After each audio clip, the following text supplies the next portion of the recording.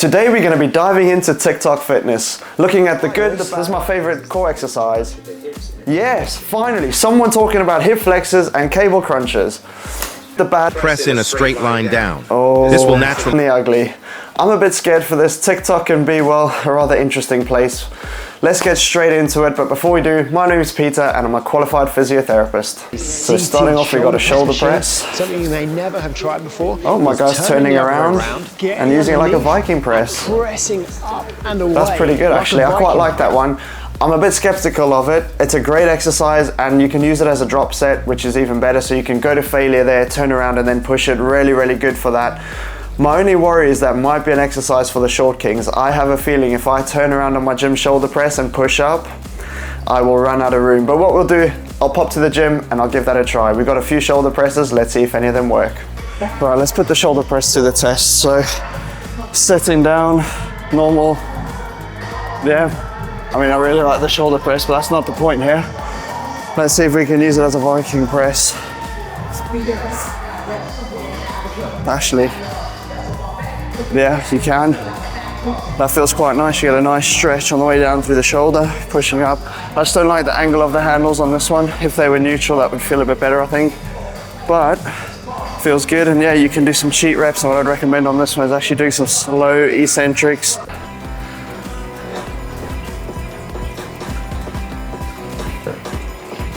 $130K likes. Talking about getting thicker biceps. Oh, I really don't like this, guys. This is just, no, I mean, his unbelievable physique looks absolutely insane. He's talking specifically about getting wider biceps. He hasn't done one bicep exercise, right? Your hammers, neutral grip, maybe some bicep activation.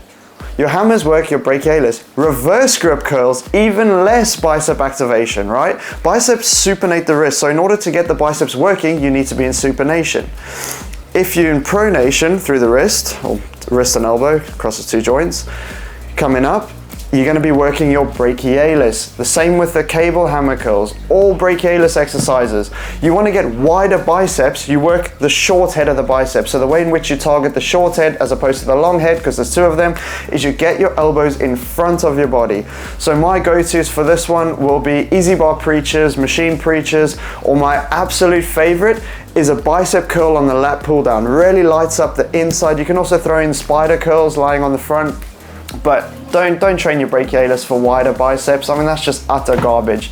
Like, that's, if you don't know the information, why put it out there? Well, oh, wider biceps, let's train brachialis. Brachialis can give you the illusion of a taller peak. It sits under the long head, so it will lift the peak up a bit if you build below it. But no, none of these are bicep exercises. They are arm exercises, so I'll give him that. But they're not going to increase the width, they're going to increase the height of the peak. So my next guy's got 5 gym hacks. The next time you're doing any back workout, make sure that you go a no-thumb grip. No, guys, no, not a chance. This is absolute garbage. No thumb grip, right? So your hook grip.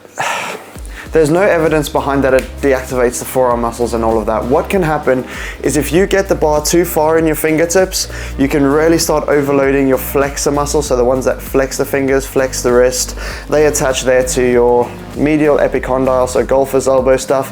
And plus, do it with me, right? Let's do it together. Go with a hook grip, go do a lat pull down, really try squeeze at the bottom as hard as you can. And now there's been a lot of evidence to show this. Make a fist as tight as you can, do your lat pull down and squeeze, and tell me which one you can feel your back light up more. I can almost get my back to cramp when I'm squeezing a fist. Why? Because squeezing a fist recruits muscles. So it recruits all the muscles. Yes, it does recruit the muscles in your arm, but so what? It can also help engage your lats, engage your rhomboids, engage all the muscles you're looking to target, and reduce your risk of injury. If you don't want to use your forearms, use your hands, it's an easy one. Use wrist straps. Strap it up, loop it over, and there you go. Or hook grips, anything like that. But do not go with the suicide grip and hook like that. Puts too much stress on those tendons. Right, next one. Your legs can lift heavier, but you just can't hold the weight, then reps. get wrist straps. Yeah, 100% do that. If you're looking to train your legs, don't let your arms limit the factor. If you're looking to train your grip, different story, but yeah. To be able to do pull-ups, but you just can't. Yeah, he's gonna use a band. On the squat rack down, and then yeah, I've seen a few videos like this. I don't feel like this is a real hack. I think loads of people do this. Banded pull-ups are not my favorite variation for learning how to do pull-ups. You know why? They offer the most support at the bottom of the rep, where you are actually the strongest, and the least support up at the top, where people really struggle. So better alternatives would be the machine, the one that you stand on or kneel on and do pull-ups. That's an even strength curve, so it'll offer the same amount of help the whole way through. Or even better, if you're strong enough to jump up and do negatives on the way down, do the eccentric. We're much stronger through the eccentric. But yeah, this banded pull-up, I mean, nothing crazy there. Number 4, the next time you're doing leg extensions, make sure your knees line up. Yes. So yeah, he's spot on. It takes away different torque forces on the knee. If the center of your knee is in line with the pivot point, that is the best place to be on a leg extension. The leg extension machine right here. And number 5, if deadlifting from the floor always hurts your lower back, try elevating the barbell on top of a plate so you don't have to go down as far and you can take some of the pressure off of your lower back. So I don't know so much about this one. If deadlifting is hurting your lower back, there's probably either an issue with the lower back that you need to address, issue with your core stability that you need to address, or the technique that you're using. But I mean, deadlifting shouldn't hurt the lower back, guys. Deadlifting, that's been shown, you can lift the spinal flexion, you can lift in a bit of extension as long as you're stable. You can reduce the range of movement, but I would just say try sort your back out, figure out what's going on, get rid of the problem, and then go back to deadlifting normally. But if you're injured and you really have to deadlift, I guess you can elevate the bar. But yeah, try sort out the problem. Don't work around it. Ooh, biggest gym hack. Oh, it's gone quiet. Okay, put a towel down, that's good. No, you're taking the towel up, putting it behind the head, okay. Yeah, put it down, sit on the towel, guys, use gym towels. Hygiene, dickheads. Yeah, so yeah, he's spot on, guys, hygiene #1. Where I gym, not many people use towels, it's a sweat box, just get a gym towel, guys. And I'll show you my one, it covers up the whole bench, so there's no question. But yeah, clean up after yourselves, it's good. Right, let's go on to the next one. Hack. So we've got to go on there. Lat pull down. Nothing. Pull it down. Sure. Weighs okay. 4.5. Put the pin in. Okay. See, I haven't got this problem. So if you're a shorty like Is she going to hook it on? you don't have to climb up on the bench anymore. Okay, yeah, fair enough. Fair enough, to be fair, that's a good hack. If you're too short, and I see this all the time where girls and kids stand on the thing trying to hook it up and all that, just do that. That's actually a genuine hack. I'm surprised. Well done, TikTok. A quick gym hack of my own. So if you struggle with feeling your front delts and your shoulders rounding on your chest press, really simple fix. Take up a towel, pop it behind you. It'll force your thoracic spine into a bit of extension. Also anteriorly tilt the pelvis and squeeze your shoulder blades back. That will put you into shoulder retraction, chest out forwards. And from there, you can push into the towel, keeping that stable shoulder and really getting an extra stretch on all the machines on the pec. And as you know, Jeff Nippard loves a stretch. Stop doing this pressing mistake where you press in a straight line down. This will naturally flare out the elbow, shifting tension from the pecs to shoulders, over time leading to achy shoulders. This is absolute garbage, guys. 100% rubbish. A guillotine press, so really guillotine, will put a massive stretch on your chest muscles, not your shoulder muscles. I've done a video on the bench press and grip width. If we think about it logically, let's use laws of logic, right? What does the chest do? It adducts the arm. Yes, it also internal rotates, but if you're not looking at different changes in rotation, it adducts the arm, brings it to midpoint, either down or across, right? It can also elevate it slightly with the upper pecs. What does the shoulder do? Or in this case, the anterior deltoid do? It's simple. It flexes the shoulder, lifts it up. So let's look at a bench press from the side, right? We're in that position. You'll have a massive stretch on your chest. If you go twice the width of your acromions, go watch my video if you don't know what I'm on about. And then you press, there's no change in shoulder height or arm height, right? Which tells you what? What muscle does that? Anterior deltoid.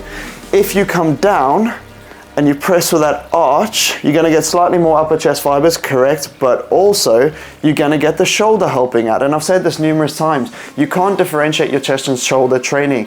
Your chest muscles move your shoulder joint. They're gonna work together, but if you wanna eliminate the amount of front delt in your movement, actually flaring out a little bit will do so. Yeah, it's not for everyone. Not everyone has the shoulder mobility or the stability, strength within range to be able to do it.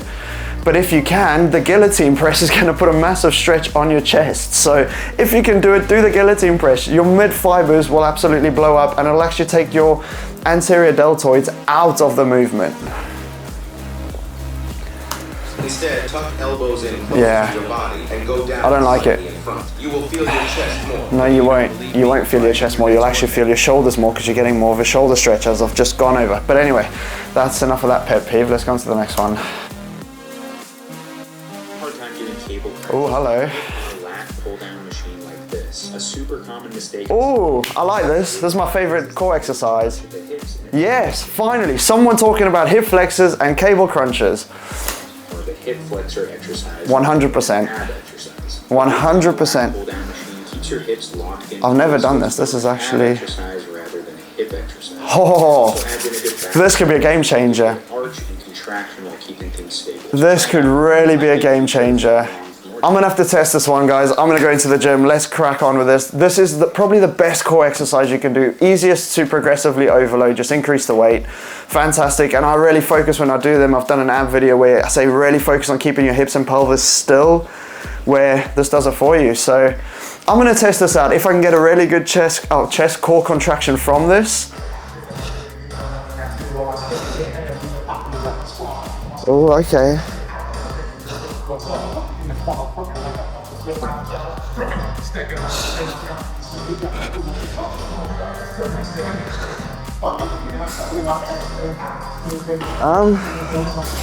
I'm in mixed emotions about this one. I feel like my lat pull down machine hangs directly above where we're sitting, so it might not be as good. I can't get a contraction at the start of the rep. There's almost no tension on it, but at the end of the rep, I can feel it quite nicely.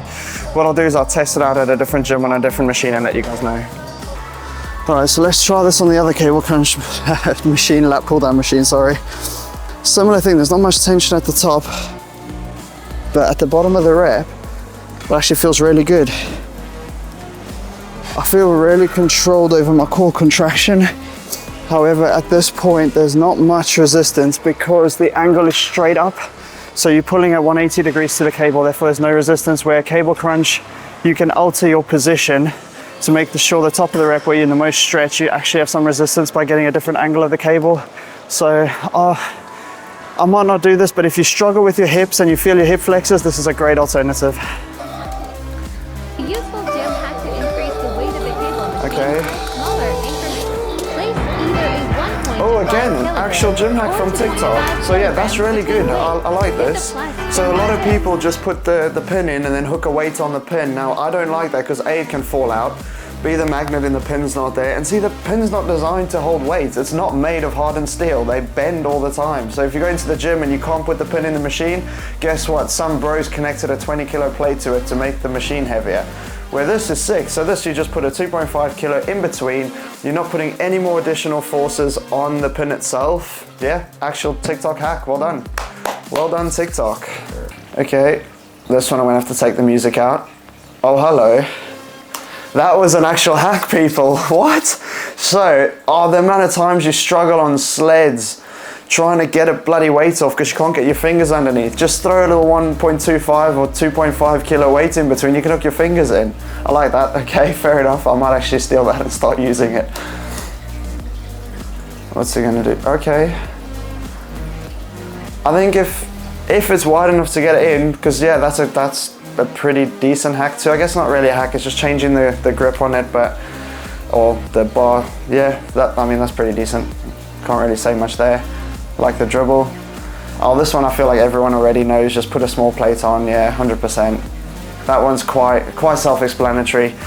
Alright guys, well that's it for today's TikTok hacks. If you guys have come across any awesome hacks or not so awesome hacks or hacks that you're not sure of on TikTok, drop them down in the comment section below or go onto TikTok, tag me in them, send them to me. I'll review them and pop them in a video like this. I really appreciate your time. Thank you so much for watching, and if you enjoyed the video, please smash that thumbs up button down below. I'd really appreciate it. And if you'd like more information on bench press and the science behind why the grip width matters so much, go check out my bench press video over here. Or if you're happy with your chest and want to grow the biceps a little bit more, I've got a full-on bicep tutorial right over there. Check it out. And if you like those videos, please smash the thumbs up button down below and consider hitting that subscription. If not, stick around for the next one, and hopefully one of these days I'll earn that subscribe from you. Thank you so much, appreciate your time, and we'll catch you in the next one.